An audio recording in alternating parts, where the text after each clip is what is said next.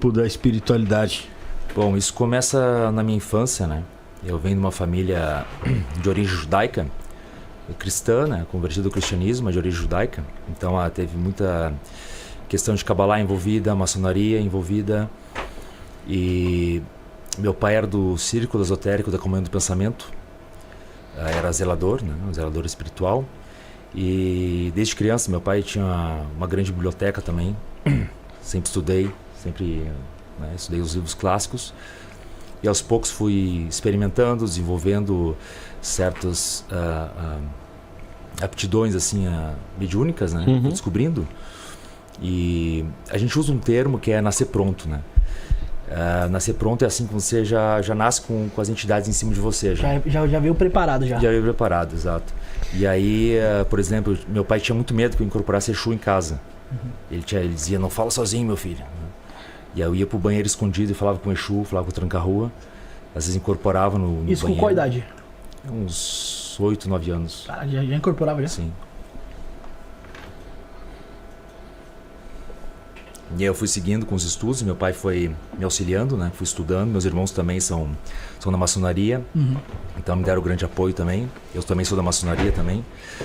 Sou no estado de adormecido hoje em dia, né? Não frequento mais, mas por que tenho você não grande frequenta respeito. mais?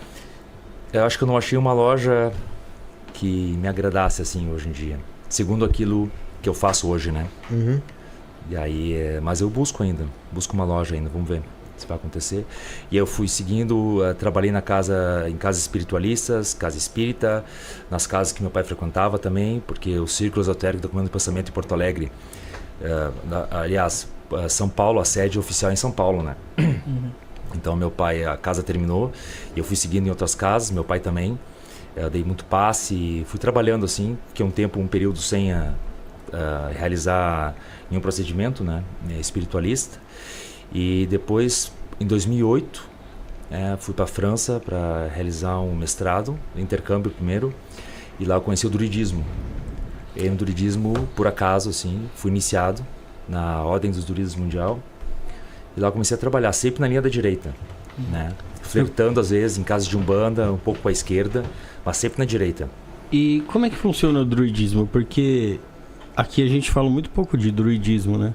A gente até já trouxe esse assunto aqui, mas foi... Foi a Helga, né? Isso. E foi bem pouco falado.